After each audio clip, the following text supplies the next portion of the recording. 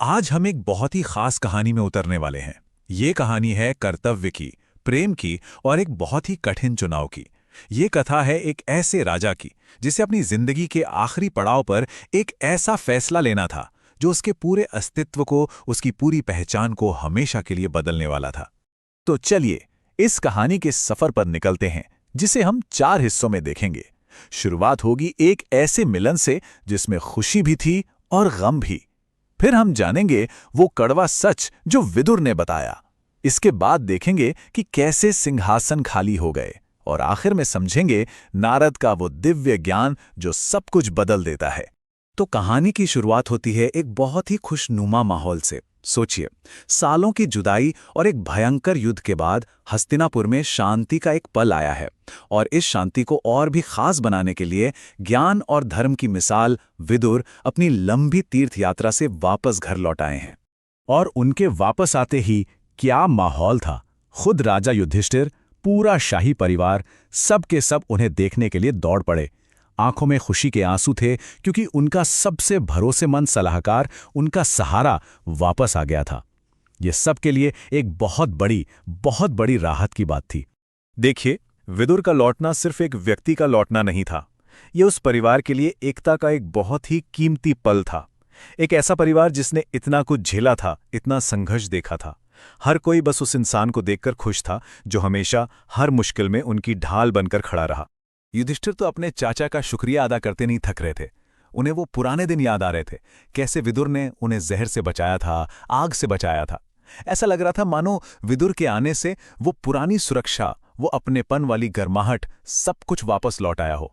लेकिन इस खुशी के माहौल के पीछे एक बहुत बड़ा सच छिपा था। एक ऐसा सच जो सिर्फ विदुर जानते थे।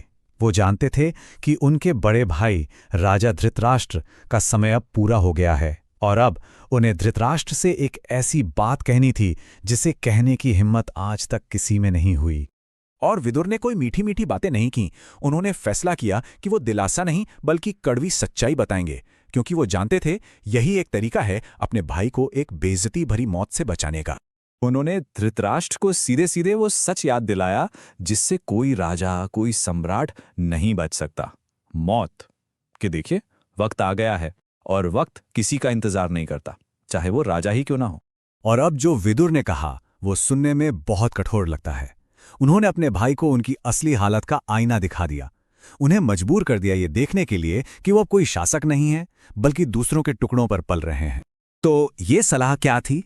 ये एक धीमी, बेइज्जती भरी मौत को चुनने के बजाय एक सम्मानजनक आध्यात्मिक अंत को गले लगाने की पुकार थी। ये एक मौका था अपनी जिंदगी का कंट्रोल वापस अपने हाथ में लेने का, तब भी जब लगे कि सब कुछ खत्म हो चुका है।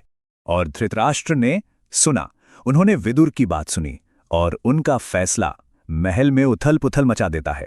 अगली सुबह जब सूरज उगता है तो महल में कुछ बहुत गलत था।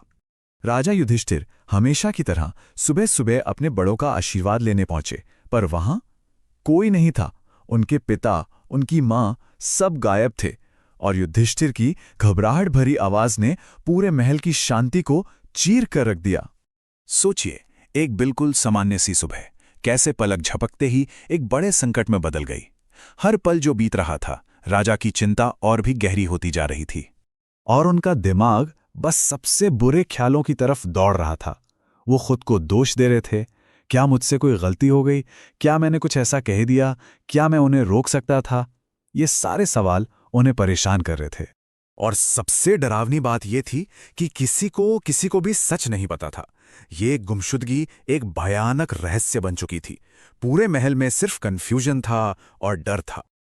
और ठीक उसी वक्त जब राजा युधिष्ठिर की निराशा, उनका दुख अपनी हद पर था, कहानी एक बिल्कुल नाटकीय मोड़ लेती है। अचानक उनके सामने देवर्षि नारद प्रकट होते हैं। नारद का आना ही इस पूरी सांसारिक समस्या को एक आध्यात्मिक स्तर पर ले जाता है। वो जवाब लेकर आए थे, पर ऐसे जवाब जिनके बारे में किसी ने सोचा तक नहीं था। नारद आते ही युधिष्ठिर से कहते हैं, हे राजन, शोक मत करो। वो तुरंत इस पूरी स्थिति को एक नया नजरिया देते हैं।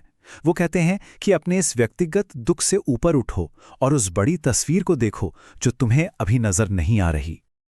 और यहीं पर इस कहानी का सबसे बड़ा सबक छिपा है, हमारे इंसानी छोटे से नजरिए और एक बहुत बड़ी ब्रह्मांडीय योजना के बीच का फर्क।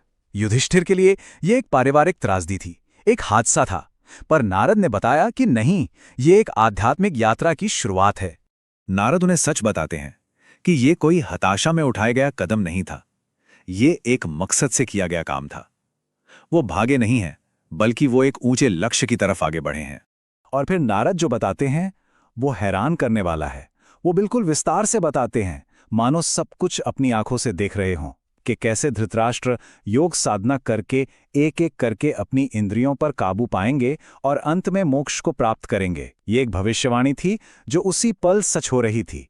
और सिर्फ धृतराष्ट्र ही नहीं, नारद तीनों की नियति के बारे में बताते हैं कि कैसे गांधारी अपने पति के साथ अग्नि में प्रवेश करेंगी और विदुर अपनी तीर्थ यात्रा पर आगे बढ़ जाएंगे। तो अब रहस्य सुलझ चुका था, कोई पीछे नहीं छूटा था, सब अपने अपने चुने हुए रास्ते पर थे। और जैसे ही युधिष्ठिर को यह समझ आया, उनके दिल को शांति मिली। वो सारी घबराहट, वो सारा डर अब एक गहरी समझ और स्वीकृति में बदल गया।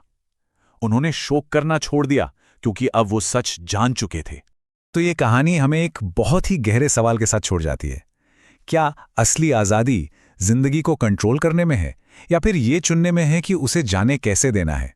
शायद असली जीत किस्मत का शिकार बनने में नहीं, बल्कि अपनी आत्मा का मालिक बनने में है।